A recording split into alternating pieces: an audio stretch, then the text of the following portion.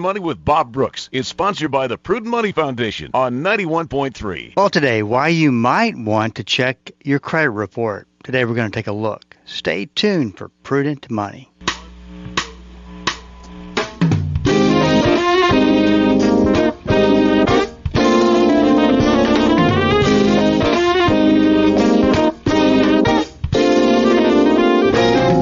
Good afternoon and welcome to the Prudent Money Radio Show. I'm your host, Bob Brooks. Thank you so much for joining me today. You know I do appreciate it. Well, if you have a question for me, please go to the website at www.prudentmoney.com and send a question to the Ask Bob section, and I will get you taken care of. That's all at the website, www.prudentmoney.com.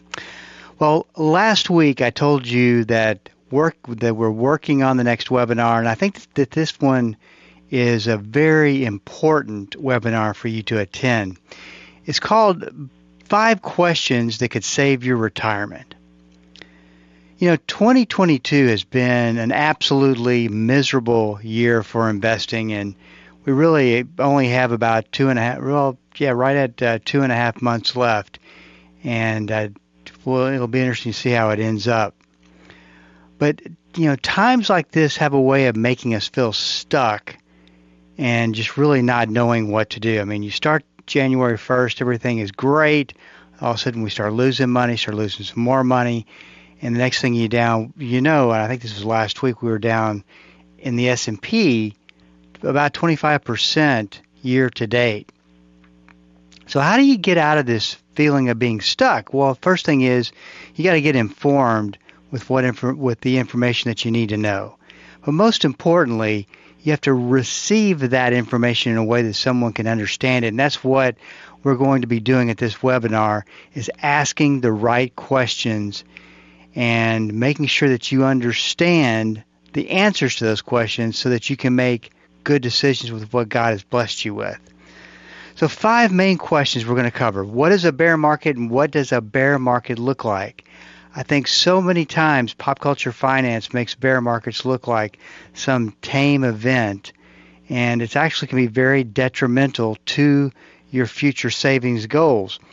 Why is it important to understand cycles when it comes to growing my retirement? And I got to tell you, this talk on cycles will be so very incredibly easy for you to understand, and we'll go over that and what you should be looking for and why it's important.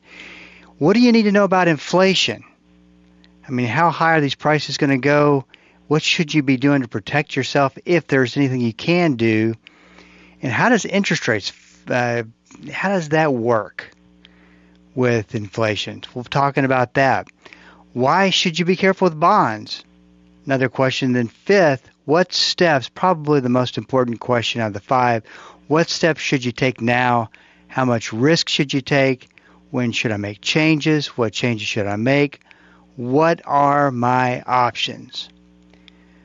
I believe this is a critically important webinar that can give you a boost of confidence once you understand what we're looking at here, what pop culture finance really probably isn't telling you in the media. So we're going to be doing the webinar like we normally do, but this time we're going to do it 2 different times. Both of them will be live this Friday, October 21st at 10 a.m. and Wednesday, October 26th at noon. So we feel like those are 2 pretty good days, and you could probably get in to watch one of them, and hopefully the times will work so that you can take a little bit of a break to watch this. It will not be an incredibly long webinar by any stretch. We're going to give you just what you need to know to answer those 5 questions. Now you can go sign up at prudentmoney.com, and once you go to the website, you'll see exactly where to sign up. It'll be right in front of you, and you can get on the list to watch the webinar. Trying to produce these webinars and get that content out to you so that you know exactly what some key critical interpretations of what's going on, and I think it will help you feel better and understand what kind of changes that you might want to entertain making. So that's off the website, prudentmoney.com. Hey, this is Bob Brooks, and you are listening to the Prudent Money Radio Show.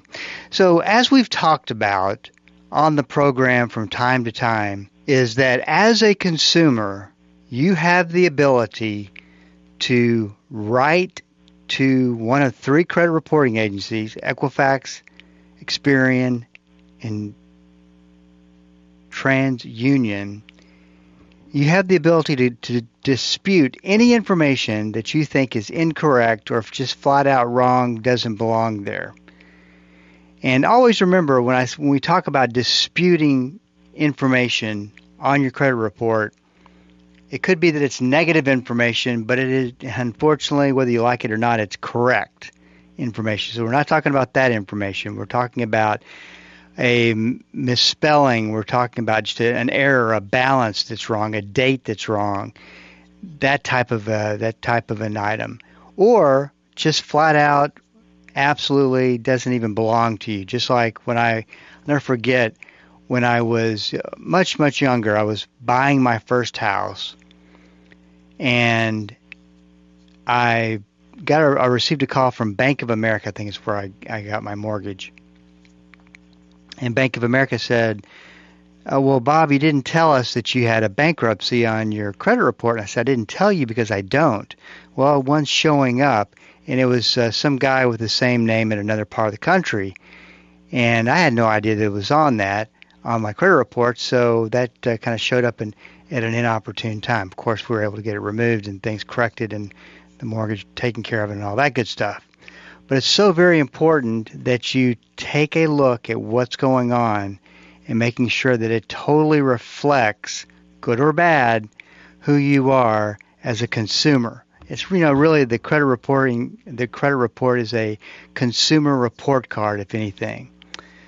Well, something interesting has happened during the pandemic, and I bring this up now because you might be wondering, I disputed that item 2 years ago, and I don't believe, and it seems to be showing up on my credit report, and I don't remember ever hearing back from my dispute. See, because here's what they're supposed to do. They're supposed to take the dispute, and they're supposed to send it and get in touch with the original creditor, and they would tell the original creditor, hey, this consumer says this is wrong, and then the creditor would send information back to the credit reporting agency denying it or saying, no, this is correct, and then the credit reporting agency will either remove or keep it there.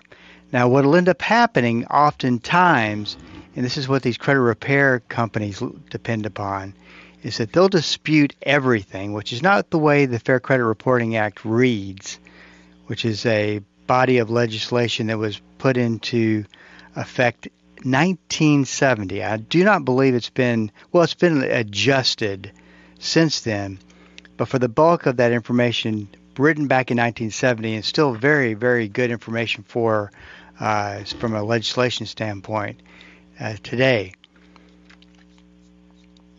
But if they don't hear back from the credit reporting agency from the creditor within 30 to 45 days, then what happens is the credit reporting agency will remove that negative item from your credit report. Now, you would think that that's a good positive thing, but basically what they're doing is they're suppressing the information and waiting for the original creditor to get back with them. I mean, you can imagine all of the millions and millions of disputes and everything else that have taken place, and the amount of back and forth and getting it right and all those good things. But keep in mind, it could show back up because it may be that it was taken off just because the creditor didn't get back with them. Well, a key Democrat wants credit reporting agencies, Equifax, Experian, and TransUnion, investigated for allegedly failing to respond to consumer complaints during the pandemic. The nation's three largest nationwide consumer reporting agencies have long-standing problems with corresponding to consumers who raise complaints about credit reporting errors. Now, I think it is a function of the process and the way things are put together as far as their systems, because it's so very easy to dispute information. You could be looking at millions of disputes and sending it to the right place and making sure that the case is closed when appropriate, making sure that you've done everything you're supposed to do. I could see where if you don't have a very organized methodology put together, and especially, and this is why I say for everybody listening, not just if you disputed something and you haven't heard back from one of the big three, that I think there's a lot of identity theft and things going on during the pandemic, because let's face it, as a consumer, we just kind of shut down and weren't really paying attention with everything going on the way and the way things were happening. And then we probably, things would go down on our credit reports and weren't supposed to be there. So I think everybody should take a pause and go, I'm just going to check my credit report, make sure that it's like it's supposed to, and then we can go on. But especially for those of you who were in a situation where you did dispute something and you never really heard back from them. But I can imagine how backed up the three major credit reporting agencies were during the pandemic. Just with the IRS alone, there were stories of these big storage units, 18-wheeler trucks that were just lined up outside of the main agency with information in there that they haven't even gotten to yet. So, more of the story on the other side of the break. We are up against a break, so stick around. We will be right back. The Word for Today is excited to announce the new official online home for the ministry of Pastor Chuck Smith and Kay Smith, pastorchuck.org. At pastorchuck.org, you'll have instant access to thousands of hours of verse-by-verse teaching by Pastor Chuck Smith from Genesis through Revelation, and full access to special messages on subjects such as prophecy and much, much more. Also at pastorchuck.org, a full library of great teachings by Kay Smith, and a section where you can read some of Pastor Chuck's books online, all free of charge.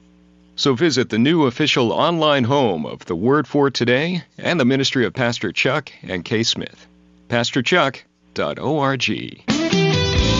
Let's not only buy the truth, let's be the truth. Let's tell the truth, the whole truth, nothing but the truth. Let's stand against the things that are false by standing up for the things that are true. Let's stop posturing and actually be the people we want people to think we are. Join Dr. David Jeremiah for his series, The World of the End, next time on Turning Point.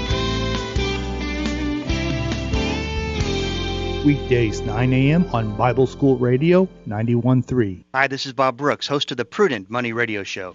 Marriage and money can be a toxic combination. The best way to avoid arguments over money is to practice this principle: show grace unless you are perfect. We all make financial mistakes. Treat your spouse with grace and love versus making them wrong and yourself right. Listen to the Prudent Money Radio Show on Bible School Radio 91.3.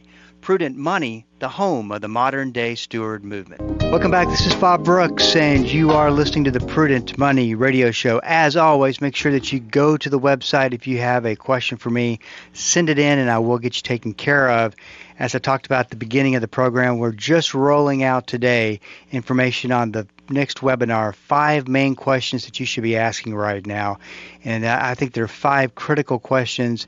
It's a good bit of information, but just enough to where you can easily absorb it, and I will be explaining it to where people can get it. So that's Friday, October 21st, 2022 at 10 a.m.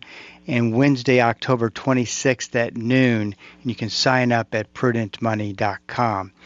We're talking about that a key Democrat in a committee is accusing the 3 big credit reporting agencies for not adequately investigating consumer disputes during the pandemic. These data also raise concerns about whether the credit reporting companies are fulfilling all of their obligations to consumers and to the Consumer Financial Protection Bureau under the Fair Credit Reporting Act. Once again, Fair Credit Reporting Act is a great piece of legislation. I don't say that often enough about anything that comes out of Congress.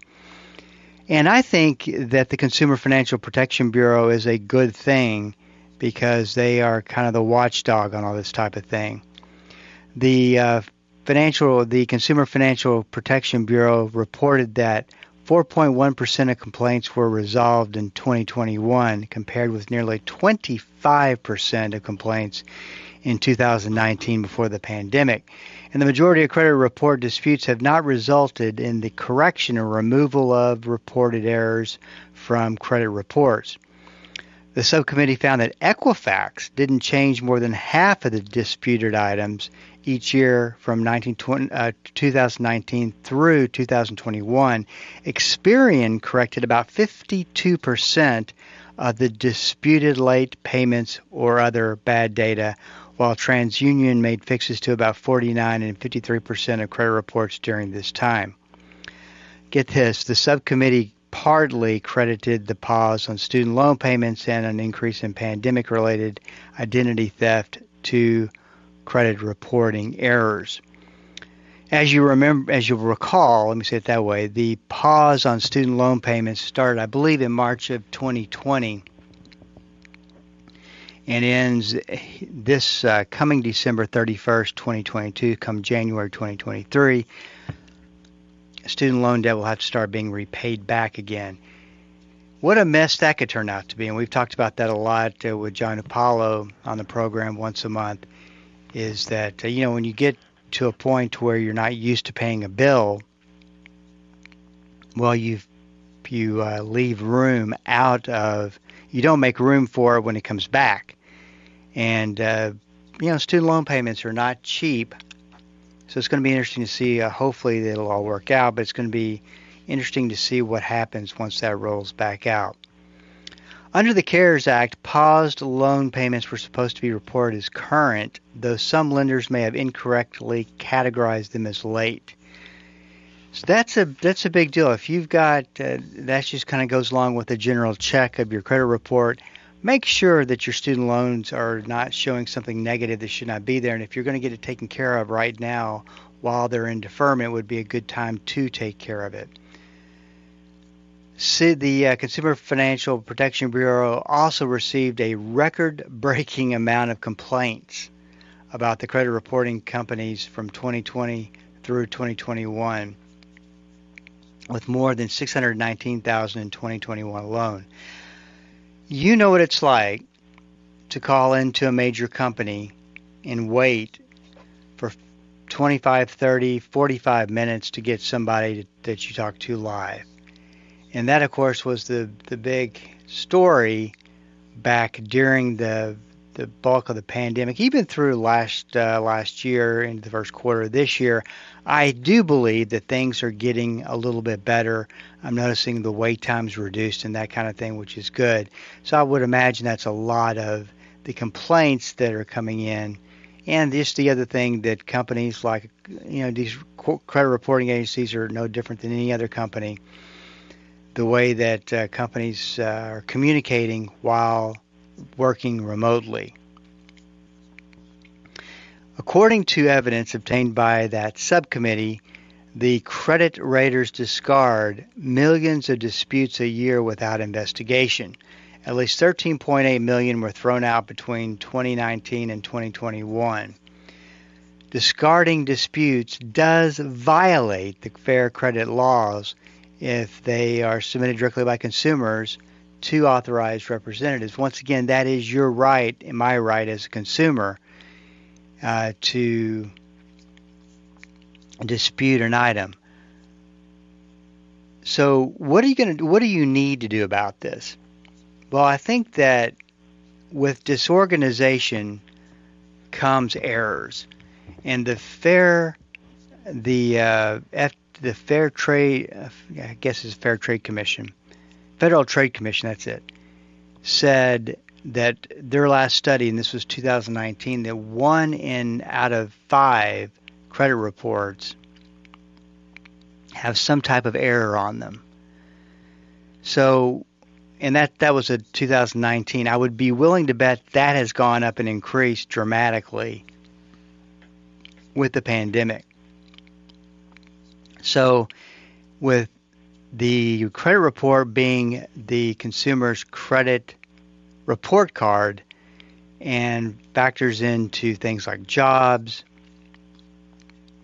getting a insurance paid, a good rating on a good rating on your insurance, and paying less for your insurance. Your credit report's so extremely important in a lot of different ways. So I think in general, whether you've disputed anything or not in the last 3 to 4 months, that it does make sense just to check it as a good practice, just to make sure everything is okay. Now, if you did dispute something and you never got a reply back, I think this is where you want to go and check your credit report, check that item out, and make sure you send in a dispute. Now, when you send in a dispute, think of it as you're an attorney presenting a case. I mean, make sure that you don't just say, well, this is incorrect and should be removed. This is why it's incorrect. And the more information that you provide the credit reporting agency, the better the argument is for you being right, the better off that you're going to be getting that removed. So once again, if it's something that's negative but it is correct, you just don't like it. That's even though a credit repair company will tell you to remove it. In fact, what's interesting is one of the things that came out of this report is that the credit reporting agencies look for disputes that are sent in by third parties, just like credit repair companies, and they end up trashing them if they think it is from a credit repair company. So if you think about it, the Fair Credit Reporting Act, passed in 1970, was specifically talked about if a consumer goes in and disputes an item versus a third party on behalf of the consumer, I don't think is valid. It's pretty interesting, but they do look for those, and they don't want to waste their time. So because the credit repair companies typically will have you dispute everything, even though there's a lot of issues with that. That's not what the law states that you can do. They do it that way anyway, just hoping something gets removed by accident, I guess. So remember, there are 3 different categories in general when you go and you look at your credit report. There are correct items on your report, obviously, whether those are positive or negative, whether you like them or not, they're there. There are errors within the correct information, so that could be the wrong balance, it could be the wrong date, it could be the wrong spelling, the wrong middle name, whatever it might be. Those are very easy to correct. Then there is just flat out wrong information that ended up, you say your name is Joseph Smith, and the information ended up on Joseph Smith of another person named with the same name. And it's amazing to me how that doesn't happen any more than it does, because you would think that would be an easy mistake to happen. If you have resubmit, stay on top of it. I think that you've got to make sure that if you're going through the process of submitting anything for a dispute, that there's something that's not right, and especially when it comes to debt that was written off by the original creditor, given to a debt collector, and gone through all that process. They tend to, when they get new debt, even though it's old debt, and they start trying to collect on it, they change the date on the credit report. So you've really got to make sure you stay on top of it. The best way to do that, in my opinion, hands down, is to get credit monitoring. There's a lot of sites that you can get on to a subscription type service and have your credit monitored. But that is really the best way, because once something changes, a date, someone inquires, That's the first line of defense to identity theft, and then they will notify you right away. And as long as you follow back up with it, you can usually stop things dead in their tracks. So that's a good thing. But credit monitoring, I've had it probably for 20-something years, and find it to be invaluable. And then make sure you stay on top of it. Make sure that they take action and you get it taken care of, because the law is written there to protect consumers and to make sure that the consumers are handled fairly. Hey, this is Bob Brooks. Once again, if you missed any part of the first part of the program, 5 questions that could save your retirement webinar coming up this Friday at 10 a.m. and next Wednesday a week, the 26th at noon. And you can sign up for those at prudentmoney.com. Listen, if you got a question for me, please go to the website at prudentmoney.com and send it in, because we are all out of time. Till we do meet again next time, keep the faith and have a great rest of the day. That's all the time we have for today. Questions or comments for Bob, or to find out more great information like what you've just heard, visit www.prudentmoney.com. Be sure to join Bob Brooks again for the next edition of Prudent Money.